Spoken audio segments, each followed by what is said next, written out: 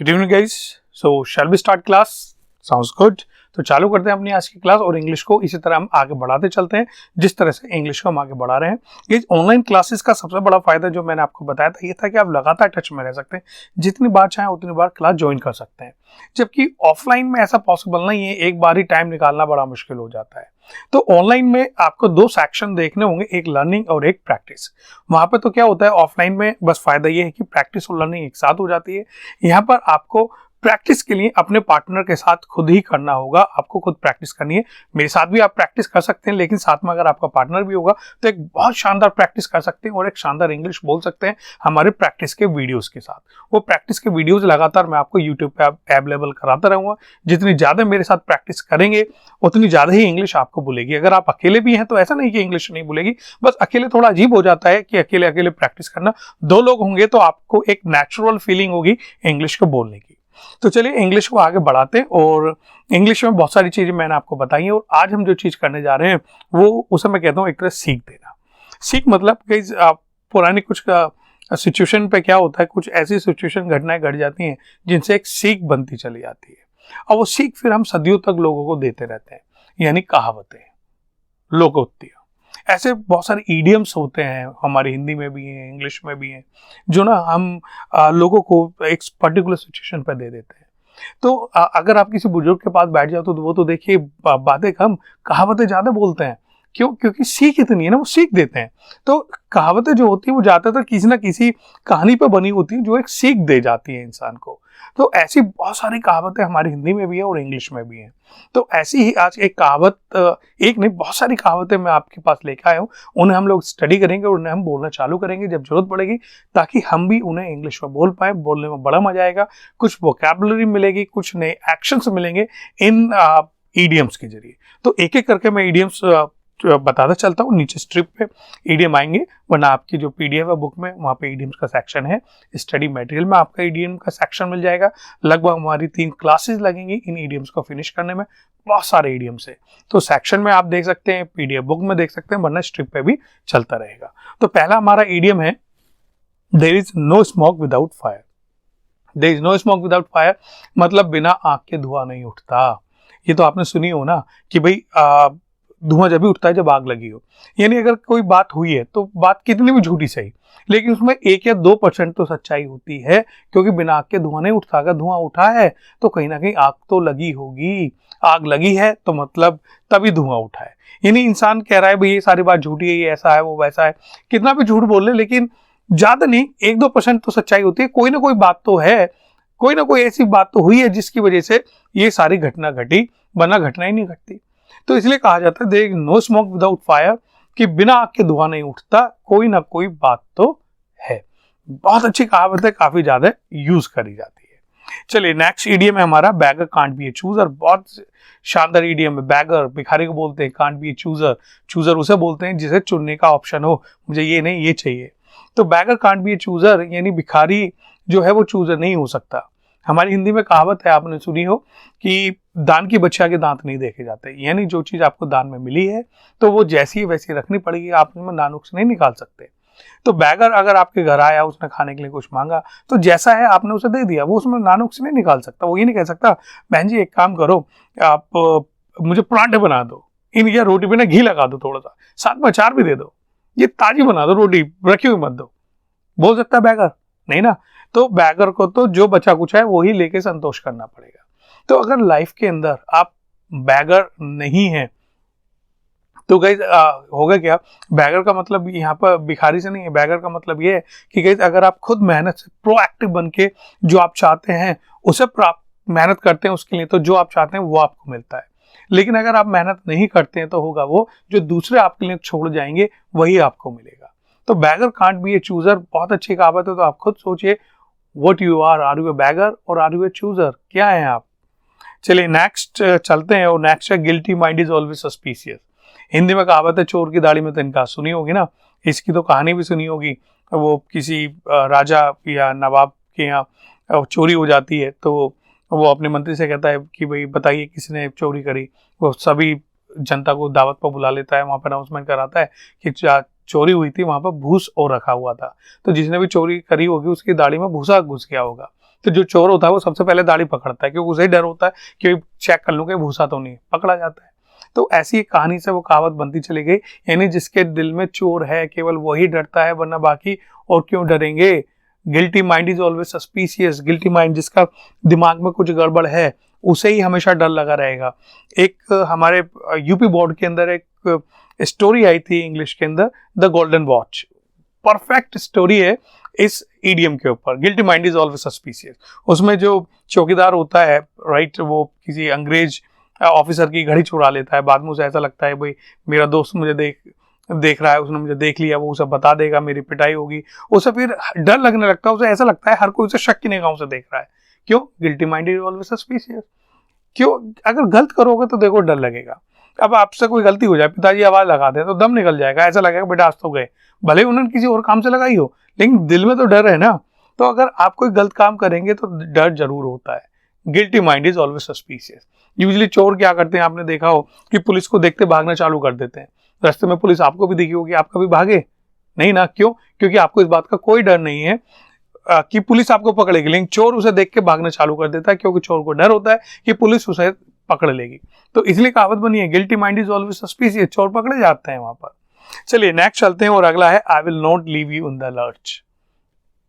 Lurch बोलते हैं the middle part of the river, यानी जो किनारे होते हैं वो तो बैंक कहलाते हैं।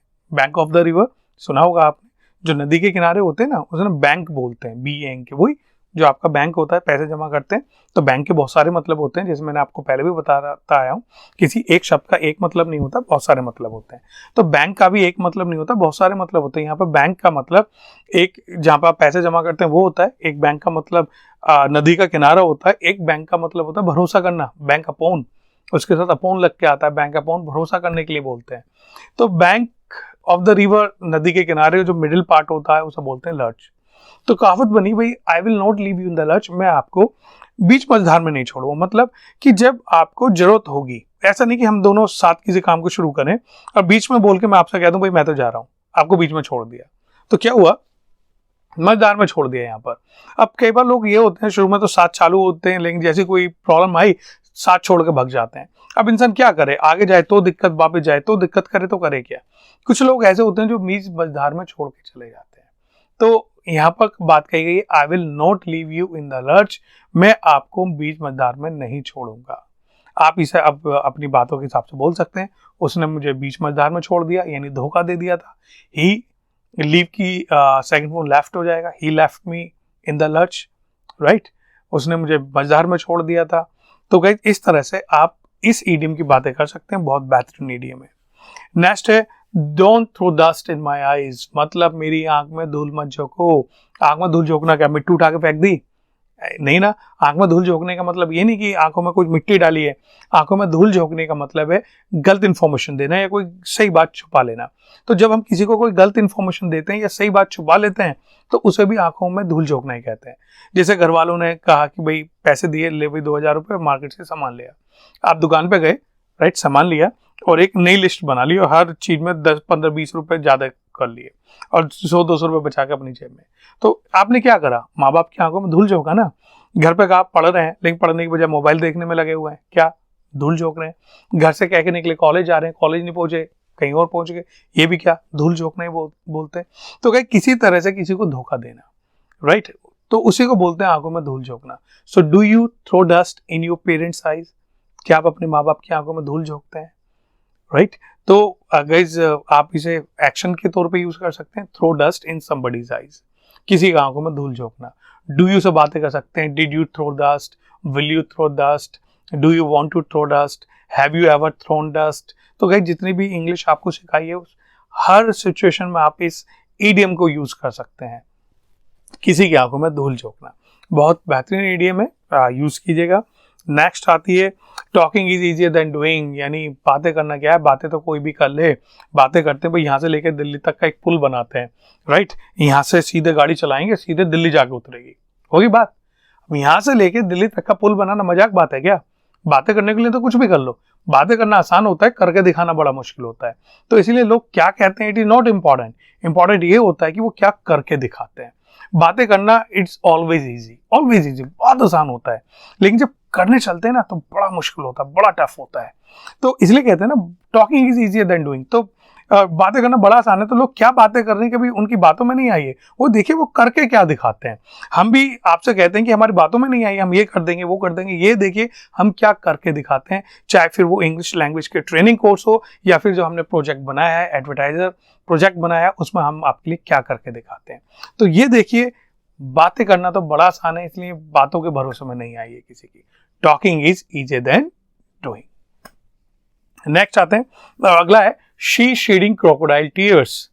गेज क्रोकोडाइल टीयर्स मतलब मगरमच्छ के आंसू, घड़ियाली आंसू, हिंदी में तो सुनी होगी ना। और शेडिंग मतलब आंसू बहाने के लिए बोलते हैं शेड, तो आप बोल सकते हैं he is shedding tears, she is shedding tears. तो आंसू बहाने के लिए बोल सकते हैं, मैं आंसू बहा रहा है, ही इज शेड, ऐसा चेडी। तो आप इसमें एक एक्शन आपको मिल गया, इसको लिख लेना और यूज करना, शीड टीयर्स, आंसू बहाना। डू यू शेड टीयर्स, क्या आप आंसू बहाते हैं? No I don't shed tears, मैं आंसू नहीं बहाता। तो वहीं से कहावत आई है शी शेडिंग क्रोकोडाइल टीयर्स, मतलब बनावटी आंसू बहाना, झूठे आंसू बहाना। और ये सोचिए कि कहावत के अंदर शी क्यों लगा है, शी लगा है क्यों? क्या शी बनावटी आंसू बहाती है, घड़ियाली आंसू? क्यों? तो ऐसा है कुछ आपको लगता है? तो गाइस ऐसा तो नहीं है खैर, लेकिन फिर भी लेडीज ना कुछ ज्यादा आंसू बहाती हैं, तो इसलिए शी लगा दिया यहाँ पर। लेकिन औरतें की इतनी आंसू बहाती क्यों, ऐसा है क्यों? इसके पीछे भी एक साइंटिफिक रीजन है, एक हमारी बॉडी की स्ट्रक्चर है। बॉडी का स्ट्रक्चर ये है कि साइंस में आप पढ़िएगा तो जो हमारी आंखों के पीछे ग्लैंड्स होती हैं जिनमें पानी भरा होता है, तो गाइस होता क्या है कि वुमेन्स की जो ग्लैंड होते हैं उसमें 80 से 90% ज्यादा पानी होता है देन मैन। यानी जितना आदमी की आंखों में होता है ना, उससे 80-90% ज्यादा पानी होता है। तो आप समझ लीजिए आदमी की आंखों के पास इतना पानी नहीं होता कि वो आंसू के तौर पे बह पाए, जबकि औरतों की आंखों के पास पानी इतना होता है कि छोटी छोटी बातों पे निकलना चालू हो जाता है। तो गाइस एक ये स्ट्रक्चर बनाया है, भगवान ने बनाया कि इसलिए औरतें ज्यादा आंसू बहा पाती हैं। तो इसलिए कहावत बनी है she shedding crocodile tears. Next हमारी don't cry over spilled milk. अब पछतावत क्या होता है जब चिड़िया चुग गई खेत। यानी अब जब सब कुछ हो चुका था, पछताने का क्या फायदा? अब आप कुछ नहीं कर सकते, है ना, जो बीत गया सो बीत गया, अब उस पर आप कुछ नहीं कर सकते। पछताने से, रोने से, चिल्लाने से समय नहीं बदलेगा, कुछ नहीं होने वाला, राइट। कहते हैं ना कि भाई रोने से ना बदलेंगे नसीब, और आपकी इस बात ने उम्र भर रोने न दिया। किसी ने बहुत अच्छी बात कही है कि रोने से ना बदलेंगे नसीब, और आपकी इस बात ने उम्र भर रोने न दिया। हम तो उम्र भर रो ही नहीं पाए, क्योंकि रोने से नसीब नहीं बदलने वाले। नसीब तो मेहनत करके बदलना पड़ता है, प्रोएक्टिव बनना पड़ता है, तैयारी करनी पड़ती है, हैबिट्स डालनी होती है जीतने की, तब जाके नसीब बदलते हैं। तो गए रोने से नसीब नहीं बदलेंगे। तो don't cry over spilled milk. अब पछतावत क्या होता है जब चिड़िया चुग गई खेत। जब खेत को चिड़िया चुग चुकी है, पछताने से कुछ नहीं, अब तो खेत गया। तो गए हमारे तो खेत की चिड़िया चुगने से था, अंग्रेजों के यहाँ दूध के बिखरने से। उनके यहाँ don't cry over spilled milk, spilt condition में भी आया था। स्पिल्ट जब कोई लिक्विड बिखर जाता है, तो स्पिल्ट मिल्क मतलब बिखरा हुआ दूध। तो don't cry over spilt milk, कि भाई अब दूध बिखर गया, तो अब बिखरे हुए दूध पर पछताने का कोई फायदा नहीं, चिल्लाने का, रोने का कोई फायदा नहीं। भाई आपके रोने से अब ये दूध वापस भगोने में तो आ नहीं जाएगा, वो तो बिखर गया तो बिखर गया, अब आप कुछ कर सकते हो। तब रोने चिल्लाने से क्या फायदा? जो बीत गया सो बीत गया, अब तो आगे की सोचो, आगे क्या करना है। जो आगे करना है उसके लिए आपको ध्यान देना है, जो आगे करना है उसके लिए प्लानिंग करनी है। अभी से तैयारी करते चलिए, क्योंकि जो आज आप करेंगे उसी से ही आपका फ्यूचर डिसाइड होगा। तो don't cry over spilled milk. अगर जिनमें कुछ गलत हो गया छोड़ दो पीछे। इसके लिए एक और अच्छी कहावत आएगी, आगे आएगी, मैं उसे बताऊंगा आपको। चलिए नेक्स्ट चलते हैं, और अगली हमारी कहावत है he is hard nut to crack. Hard nut to crack बोलते हैं गाइस हमारे यहाँ चिकना घड़ा। हिंदी में कहावत है भाई ये तो चिकना घड़ा है, इंग्लिश में बोलते हैं he is hard nut to crack. चिकना घड़ा क्यों बोलते हैं? क्योंकि आप कच्चा घड़ा लीजिए, उल्टा करिए, उसमें पानी डालिए, तो जो पानी डालेंगे तो माना पानी बिखरेगा, लेकिन थोड़ा पानी घड़े के अंदर भी चला जाएगा। लेकिन अब आप एक काम कीजिए, आप चिकना घड़ा लीजिए, चिकने घड़े के ऊपर पानी डालिए, तो होगा क्या, चिकने घड़े पे जितना भी पानी डालेंगे वो सारा का सारा पानी चिकने घड़े के ऊपर से बह जाएगा, एक बूंद भी अंदर नहीं जाने वाला। क्यों? क्योंकि चिकना है ना, उसके ऊपर जो भी डाला वो सब बह गया, सारा पानी चला गया। ऐसे लोग होते हैं, उन्हें कुछ लोग होते हैं उनसे 10 बात कहो 2 बात मानते हैं, सुनते हैं, समझते हैं। कुछ लोग होते हैं बिल्कुल चिकने खड़े, उनसे कुछ भी कह लो तो उनके ऊपर रत्ती भर भी असर नहीं होने वाला। कितना भी कह लो उनसे रत्ती भर असर नहीं होने वाला। तो ऐसे लोगों को बोलते हैं हार्ड नट टू क्रैक। मतलब नट होता है ना, नट आपने कुछ तो ऐसे नट होते हैं मुंह में डाला आसानी से आप चबा लेते हैं, कुछ लोग ऐसे कुछ नट ऐसे होते हैं मुंह में डाल के कितना भी जोर लगाते रहिए लेकिन वो टूटेगा नहीं। तो ये लोग ऐसे हैं, इन्हें कितना भी समझा लो प्यार से कैसे भी समझा लो ये मानने वाले नहीं है। He is hard nut to crack. जैसे हमारी पड़ोस कंट्री है पाकिस्तान, कितना भी समझा लो प्यार से समझा लो लड़के समझा लो समझने वाला नहीं है। Pakistan is hard nut to crack. चलिए नेक्स्ट आते हैं। अगला है हमारा he is on cloud nine. He is on cloud nine मतलब हमारे यहाँ तो बोलते हैं वो उसका दिमाग आज बल 7वें आसमान पर है। अंग्रेज ने तरक्की ज्यादा कर ली तो हमारे यहाँ तो 7 आसमान तक रुके, वो 9 आसमान तक पहुंच गए। हम तो कहते हैं भाई ये आजकल 7वें आसमान पर है, वो कहते हैं ये आजकल 9वें आसमान पर है। He is on cloud nine, right. Cloud nine मतलब अब जैसे किसी के पास पैसा आ जाए तो क्या होगा, किसी गरीब के पास पैसा है तो वो कुछ ज्यादा हवा में उड़ने लगता है, नया घर बंगला टीवी ये सब चीज वो खरीदना चालू कर देगा बिना ये सोचे पैसा कब तक रुकेगा, एक दिन तो खत्म हो जाएगा, कुबेर का खजाना भी खत्म हो जाएगा अगर आप रेगुलर इनकम का कोई सोर्स नहीं बना रहे हैं। लेकिन क्या होता है ना, पैसा आने के बाद इंसान कहाँ सोचता है, उसका तो दिमाग 7वें आसमान पर, फिर तो खाना थोड़ा ना खाना है, फिर तो घर में भी पिज्जा आना चालू हो जाएगा। इसी को बोलते हैं 7वें आसमान पर चढ़ जाना। तो कुछ लोग कुछ 7वें आसमान पर चढ़ जाते हैं। He is on cloud nine, अच्छी कहावत है, यूज कीजिएगा। Now next, every cloud has a silver lining. Every cloud has a silver lining मतलब गए जब बादल छाते हैं अंधेरा होता है, लेकिन जब अंधेरा होता है वो बादल आपस में टकराते हैं तो साथ में रोशनी भी पैदा करते हैं। यानी जिंदगी में कितनी भी परेशानियां आए, हर परेशानी अपने साथ कुछ ना कुछ खास बात लेकर आती है। यानी कहते हैं ना जो भी बुरा हुआ उसमें भी कुछ ना कुछ अच्छा ही होता है। आप भी अगर इस सोच के साथ रहते हैं चलो ये भी बुरा हुआ तो कोई बात नहीं, इसमें भी कोई ना कोई अच्छी बात होगी, तो कोई ना कोई अच्छी बात आपके साथ हो भी जाएगी। Every cloud has a silver lining. हर बादल के साथ वो चमक आती है, हर बुरी चीज के साथ अच्छी आती है, हर रात के बाद दिन है, राइट। हर रात के बाद सवेरा होता है। तो every cloud has a silver lining. Guys एक स्टोरी मुझे याद आ रही है, वो स्टोरी बताता हूँ। एक ऐसी जैसे मैंने कहा कि भाई जो हुआ अच्छे के लिए हुआ, तो एक राजा था उसकी उंगली कट जाती है, तो मंत्री उसे कहता है महाराज जो होता है अच्छे के लिए होता है, इसमें भी कोई अच्छा होगा। अब राजा को गुस्सा आता है भाई मेरी तो उंगली कट गई, ये कहता है इसमें अच्छा होगा। तो कहते हैं भाई देखता हूँ उसमें अच्छा क्या होगा, इसे पकड़ो जेल में डाल दो, मैं देखता हूँ उसमें अच्छा क्या है, एक तो मेरी उंगली कट गई। अब खैर उसे जेल में डाल दिया जाता है, राजा का इतना क्लोज बंदा, लेकिन गुस्सा आ जाता है, राजा ने जेल में डाल दिया। अब एक दिन होता क्या है, राजा जंगल में शिकार के लिए, पहले लोग जाते थे शिकार के लिए गए तो वो कहीं भटक जाता है, तो उसे दूर जंगल में कबीले वाले पकड़ लेते हैं, पकड़ के ले जाते हैं उसकी बलि चढ़ाने के लिए। अब जब बलि की तैयारी चल रही होती है तो बलि के लिए लेके जाते तो देखता है कि राजा की तो उंगली कटी हुई है, अंग भंग है, और अंग भंग की बलि चढ़ती नहीं है, अंग पूरे होने चाहिए, तो राजा को छोड़ देते हैं। तब राजा को समझ में आता है मंत्री ने ठीक कहा था। उस दिन समझ में नहीं आया था लेकिन आज आया, every cloud has a silver lining. अगर उस दिन उंगली नहीं कटी होती तो आज गर्दन गई थी, आज गर्दन कट जाती। तो every cloud has a silver lining इसलिए कहावत बनी है। तो वो आगे मंत्री को छोड़ देता है, मंत्री खुद कहता है महाराज अच्छा कर आपने मुझे जेल में डाल दिया। राजा कंफ्यूज, भाई ठीक है मेरी उंगली कटी वो बात तो समझ में आता है, लेकिन तुझे जेल में डाल दिया वो बात मुझे समझ में नहीं आई। कहले महाराज अगर आपने जेल में नहीं डाला होता तो मैं भी शिकार पर आपके साथ जाता, आपके साथ रहता, तो दोनों हम पकड़े जाते, दोनों पकड़े जाते, आपकी तो उंगली कटी थी, आपको तो छोड़ देते, मेरी मुंडी गई थी, यानी उसे जेल में डाल के भी उसका फायदा हुआ। तो कहते हैं every cloud has a silver lining, जो होता है अच्छे के लिए होता है। कुछ भी हो उसे छोड़िए, उसमें भी कोई ना कोई पॉजिटिव बातें निकल ही आती है। Every cloud has a silver lining. Next चलते हैं, blood is thicker than water. Blood is thicker than water यानी जो ब्लड होता है वो खून होता है, वो पानी से ज्यादा गाढ़ा होता है, ये तो आपको पता है। थिक मतलब गाढ़ा, थिकर कंपेयर कर रहे हैं हम यहाँ पर। Blood is thicker than water, जो ब्लड होता है वो पानी से गाढ़ा होता है, सबको पता है। लेकिन इसका मतलब क्या है, तो इसका मतलब हम पानी और ब्लड में कंपेयर नहीं कर रहे हैं, हम कंपेयर कर रहे हैं रिश्ते में। तो जो खून के रिश्ते होते हैं वो बाकी सभी रिश्तों से ज्यादा क्लोज होते हैं। कहते हैं हमारे हिंदी में कहावत है भाई घुटने तो पेट की तरफ ही मोड़ेंगे, यानी इंसान मरेगा तो अपने लोगों के लिए। अभी दो भाइयों की आपस में लड़ाई हो रही हो, एक भाई की किसी दूसरे से लड़ाई हो जाए तो दोनों एक हो जाएंगे, क्यों? Blood is thicker than water. इसलिए होता क्या है, हमारी जुडिशरी में भी ये सिस्टम है कि कोई भी जज अपने फैमिली या रिलेटिव या जानने वाले लोगों का केस नहीं सुन सकता। क्यों? अगर एक जज को अपने ही बेटे को सजा देनी पड़े तो क्या वो उतनी कड़ी सजा देगा जो किसी दूसरे के बेटे को देगा? नहीं देने वाला ना। क्यों? अपना बेटा है, कुछ ना कुछ लीनियंट हो जाएगा उसकी तरफ। तो इसलिए कहावत बनी है, blood is thicker than water. जब खून के रिश्ते हो ना, वहां पर बीच में पड़ना बेकार है, वो तो एक ना एक दिन मिल ही जाने हैं। बाहर का रिश्ता बिल्कुल अलग होता है।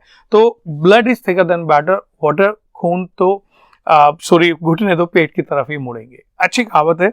नेक्स्ट है, variety is the spice of life, यानी विभिन्नता है जीवन का मसाला है। अगर आपको सब्जी बनानी है तो किसी एक मसाले से बहुत अच्छी सब्जी नहीं बनती।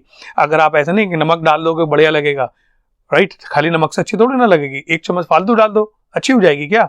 तो क्या अच्छी नहीं होगी, और बेकार हो जाएगी। ऐसे अकेली मिर्च अच्छी सब्जी नहीं बना सकती। ये नहीं कि मिर्च आप ज्यादा डाल दोगे तो अच्छा बन जाएगा, और बुरी सब्जी बनेगी।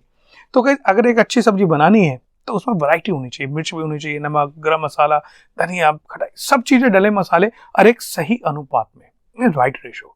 जब एक सही अनुपात में ये सारे मसाले डलेंगे तो तभी जाके सब्जी अच्छी बनेगी। तो अगर सब्जी अच्छी बनानी है तो सही अनुपात में आपको ये सारे मसाले डालने होंगे। ठीक उसी तरह हमारी लाइफ होती है। लाइफ में अगर हम एक ही काम करें, केवल पढ़ाई करें, तो स्टडी ठीक है, बहुत जरूरी है, but this is the part of life, this is not life. आपको डिसाइड करना है व्हाट इज लाइफ। लाइफ एक सब्जी की तरह है जिसमें पढ़ाई भी होना चाहिए तो एंटरटेनमेंट भी होना चाहिए, गेम्स भी होने चाहिए तो थोड़ा सीरियसनेस भी होना चाहिए, थोड़ा आप मजाक भी करें, तो एक वैरायटी होनी चाहिए लाइफ के अंदर, कि थोड़ा बहुत कभी कभी गेम भी खेल लिया कीजिए, थोड़ा कभी डांस भी हो जाए, तो कभी सीरियस होकर पढ़ाई भी हो जाए। आप इन्हें किताबी कीड़े बन जाओ। लाइफ किताबी कीड़े बनने के लिए नहीं मिली है, केवल किताबी कीड़े बन जाओ। तो वैरायटी होनी चाहिए काम की लाइफ के अंदर। मैं नहीं कहता कि सभी चीज को बराबर करो, लेकिन करो। अगर एक चीज को ज्यादा कर रहे हो तो इसका मतलब ही नहीं दूसरी चीज को बिल्कुल ही छोड़ दो। कुछ लोग इतने सीरियस हो जाते हैं, राइट, क्लासरूम में मैंने देखा है कि अगर जोक भी सुनाओ तो हंसते नहीं है। भाई ठीक है, लाइफ में कम से कम जोक सुनाए, उस पर तो हंस लो ना। हंसना भी लाइफ के लिए जरूरी है। Variety is parts of life. थोड़ा बहुत एंटरटेनमेंट भी जरूरी है। 20 साल के करीब में मैंने देखा, जब क्लासरूम में हम लोग पढ़ाते हैं तो होता क्या है, तो जब हम पढ़ाते हैं तो बच्चों को मजा सूझता है, तब उसे मजाक करने की लगती है। जब हम पार्टी करते हैं तो बच्चों को उस दिन पढ़ने की लगती है, नहीं सर आज पढ़ाओ। भाई जिस दिन पढ़ाते हैं उस दिन तुम्हें मजा लेना होता है, और जिस दिन मजे दिलवाना चाहते हैं उस दिन कहते हैं जी पढ़ाओ। तो एक्चुअली उनके ना तो उन्हें मजे लेने, ना ही उन्हें पढ़ना। पढ़ने वाला पढ़ाई के वक्त पढ़ाई करेगा, मजे लेने के वक्त मजे करेगा, because variety is the spice of life. Life के अंदर वैरायटी होनी चाहिए। चलिए नेक्स्ट चलते हैं, और अगला है हमारा, head I win tail you loss. Head I win, head I मैं जीता, tail you loss, tail I आप हारे, यानी चिट भी मेरी और पट भी मेरी, दोनों तरफ से जीत मेरी होगी।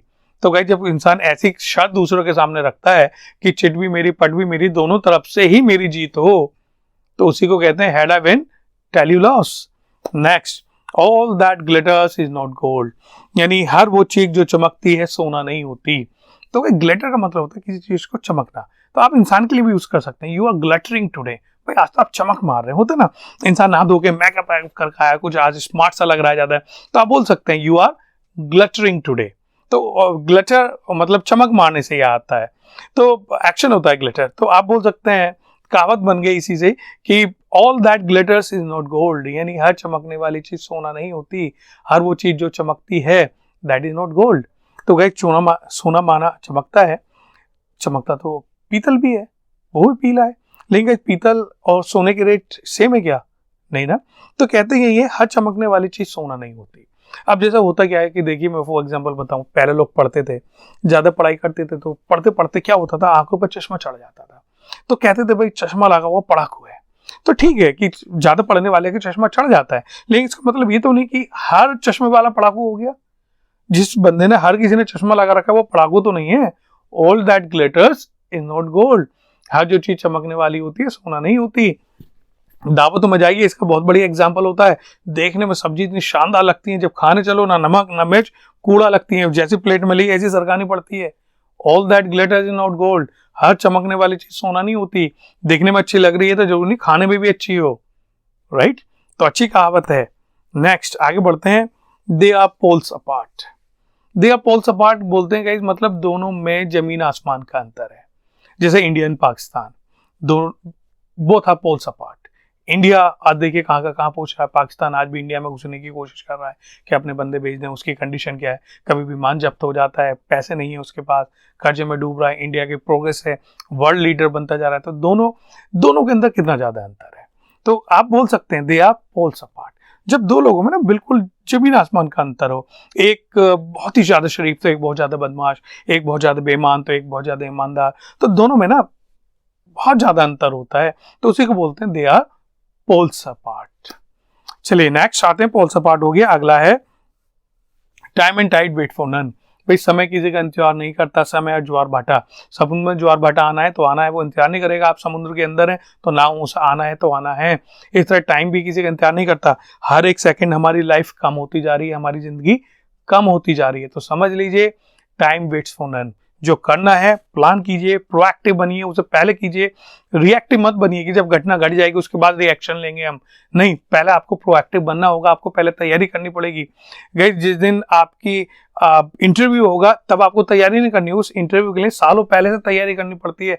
लोग समझते हैं इंटरव्यू में जाएंगे 10 क्वेश्चन राइटेंगे इंटरव्यू दे देंगे, नहीं, इंटरव्यू ऐसा नहीं दिया जाता। एक इंटरव्यू की तैयारी के लिए गाइस सालों तैयारी करनी पड़ती है, क्योंकि इंटरव्यू देने का मतलब है अपनी स्किल्स को वहां पर जाकर सेल करना, ये बताना कि हमारे अंदर ये स्किल्स हैं जिनकी आपको जरूरत है। तो आपको ये नॉलेज होनी चाहिए, इसकी तैयारी करनी पड़ती है इंटरव्यू में जाने से पहले। जो लोग तैयारी करके जाते हैं उन्हें जॉब मिल जाती है, जो केवल बिना तैयारी के चले जाते हैं वो ऐसे वापस आ जाते हैं। We will call you back, ये सेंटेंस है, अगर उन्होंने कह दिया we will call you back तो समझ लीजिए आपकी जॉब नहीं लगी। तो time and tide wait for none, समय किसी का इंतजार नहीं करता, तो पहले से तैयारी करनी चालू कीजिए, कर दीजिए। Opportunity knocks your door but once, एक बार आती है, सेम अपॉर्चुनिटी दोबारा नहीं आनी, दूसरी आ जाएगी बट सेम नहीं आएगी। प्रोएक्टिव बनिए, पहले से तैयारी करके रखिए।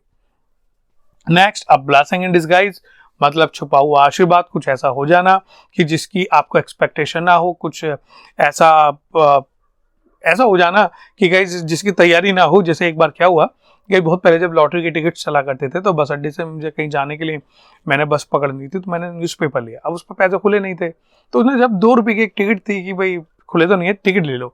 मैं क्या करूँगा इस टिकट का, मुझे तो नहीं चाहिए। इसलिए भाई साहब खुले तो है नहीं, बच जाने वाली, तो मैंने ला भाई यही दे, मैंने टिकट लेके चला गया। अब अगले हफ्ते जब मैं दोबारा उसके पास गया तो उसने मुझे देख के पहचान लिया, भाई साहब आप तो वही है ना पिछले हफ्ते टिकट लेके गए थे ना। टिकट तो लेके गया था, क्या हुआ? कह लें भाई साहब सबके पता चल गया, लेकिन अभी पहले नंबर वाला टिकट नहीं आया, जरा अपना नंबर टिकट दिखाना। मेरे पास टिकट पड़ा था, मैंने जैसे निकाल के दिया उसे, उन्हें चेक करा, भाई साहब पहला नाम 5,000 रुपये, 2 रुपये में 5,000 रुपये मिल गए। अब गए टिकट मैंने कोई पैसों के लिए तो खरीदा नहीं था, ये तो बस खुले नहीं थे, तो उस वजह से ले लिया और 5,000 रुपये निकल आए। अब ब्लेसिंग इन डिस्गाइज यानी छुपा हुआ आशीर्वाद, यानी कुछ ऐसा आपके साथ हो जाए जिसकी आपको एक्सपेक्टेशन ना हो। डिस्गाइज बोलते हैं जब कोई ना भेष बदल के आता है, जैसे फिल्म में देखा हुआ आपने, वो दाढ़ी मूंछ लगा के आ जाते हैं तो कहते हैं ही इज इन डिस्गाइज, ये डिस्गाइज है, भेष बदले हुए है। तो ऐसी ना आशीर्वाद आ जाता है भेष बदल के, कुछ ऐसा बेनिफिट हो जाए जिसकी आपको एक्सपेक्टेशन नहीं थी। अब ब्लेसिंग इन डिस्गाइज। चलिए नेक्स्ट चलते हैं और अगला है हमारा वंस बिटन ट्वाइस शाय। हमारी कहावत है दूध का जला छाछ भी फूक फूक के पीता है, यानी एक बार जिसको जिस चीज में नुकसान हो जाए ना, राइट, तो वो उस काम को दोबारा डरते डरते करेगा, दोबारा करेगा नहीं। दोबारा भी उसमें ये सोचेगा देख लूं कोई डर तो नहीं है। किसी का दूध से मुंह जल गया तो कहावत है ना छाछ भी पिएगा तो फूक मार लेगा। भाई छाछ गर्म तो होती नहीं, सफेद तो है, तो उसे भी पिएगा ना तो फूक मार के पिएगा। वंस बिटन ट्वाइस शाय। हो जाता है कुछ बार इंसिडेंट है जो हो जाते हैं लोगों के साथ कि आप ये मानिए कि हाउ दे वुड फील, किसी के साथ ऐसा हो जाए। जैसे एक बार बैंगलोर के पास सिटी है मैंगलोर, उसमें एक प्लेन क्रैश हुआ, वो लैंड हुआ, तो जब तक वो रुका नहीं, वहाँ पहाड़ी पे वो रनवे बना हुआ था, तो वो रनवे खत्म हो गया, वो पहाड़ी से नीचे गिरा और उसमें ना वो जो एयरप्लेन था वो बीच में से टूट गया, तो उसमें कुछ लोग बीच में से नीचे गिर गए, बाकी सब मारे गए। अब जो लोग बचे हॉस्पिटल में एडमिट हुए, ठीक होकर बाहर आ गए। अब उनसे पूछे दोबारा बैठेंगे? उसमें तो छोड़िए, बस में भी बैठने से पहले उनकी हालत खराब हो जाएगी। वंस बिटन ट्वाइस शाय, हवाई जहाज में तो बहुत दूर की बात है। तो वही अगर किसी चीज में इंसान को लॉस हो जाए, कुछ दिक्कत हो जाए, तो उस काम को दोबारा डरते डरते करते हैं। अब किसी को कुत्ता काट ले, राइट, कोई कुत्ता है वो काट ले, तो दूसरा कुत्ता वो कटकना भी नहीं होगा ना, नहीं काटने वाला होगा, तो भी उसको कुत्ते देख के दम निकल जाएगा, क्यों, कुत्ते ने काट लिया है ना एक बार। तो एक बार अगर हमारे साथ कुछ गलत हो जाए तो ऐसी ही सिचुएशन में हम उस चीज से बहुत ज्यादा डरते हैं। वंस बिटन ट्वाइस शाय। नेक्स्ट है it is tip of iceberg. ये टिप बोलते हैं जैसे फिंगर टिप, टिप ऑफ टंग, इसमें कहावत है it is on my tip of टंग। होता है ना भाई, मेरी जीप पे है, बस निकल के नहीं आ रहा, कई बार भाई क्या नाम है क्या नाम है, नाम याद नहीं आ रहा, बस जीप पे रखा हुआ है, आ नहीं रहा है, तो एक कहावत है it is on my tip of टंग। एक कहावत है it is on my finger tips. Finger tips मतलब ऐसा याद है, उंगलियों पे गिना दूंगा मैं आपको। दो कहावत तो देखो ये हो गई, it is on my finger tips या it is on my tip of tongue, तो ये दो कहावत हो गई। अब ये it is tip of iceberg. अब देखिए आइसबर्ग होता क्या है। आइसबर्ग समुद्र में बर्फ की चट्टान है। जैसे आपको टाइटैनिक याद हो, टाइटैनिक जिस चट्टान से टकराया था वो आइसबर्ग ही था। अब वो होता क्या है कि समुद्र के ऊपर तो छोटी चट्टान दिखाई देती है, नीचे होता है पूरा का पूरा पहाड़। अब ऊपर से देख के तो लगेगा भाई चट्टान है, जहां से टकराएगी एक तरफ हो जाएगी, लेकिन नीचे पूरा का पूरा पहाड़ होता है। तो जो दिखता है वो तो केवल चोटी होती है, उसकी टिप होती है ऊपर की, नीचे पूरा का पूरा पहाड़ है, इसलिए टाइटैनिक डूब गया। तो गाइस हमारे यहाँ भी कहावत है कि ये तो अभी शुरुआत है, आगे आगे देखो होता है क्या। यानी जितना अभी आपने देखा है ना it is tip of iceberg, ये तो आइसबर्ग की चोटी है, असली आइसबर्ग तो नीचे मौजूद है। ऐसे इंग्लिश में बताऊं ना, जितनी इंग्लिश आपने जानी है it is tip of iceberg, ये तो इंग्लिश की शुरुआत है, अभी तो देखिए होता है क्या। तो गाइस ऐसे इडियम्स बहुत शानदार मजेदार इडियम्स होते हैं। आगे मैं इडियम्स आपको बताता रहूंगा, 2 क्लासेस और होंगी इडियम्स की। आज की इडियम यहीं पे स्टॉप करते हैं, अगली क्लास में इडियम्स के साथ फिर शुरुआत होगी। इन इडियम्स को बोलते रहिए। गाइस ये प्रैक्टिस नहीं की जाती, इन्हें तो रटना पड़ता है, याद करने पड़ते हैं, ये तभी याद आएंगे वरना आपको याद नहीं आएंगे। तो अपनी आज की क्लास स्टॉप करते हैं इडियम की, दोबारा मुलाकात होगी। जब तक के लिए from the my side, nice meeting you.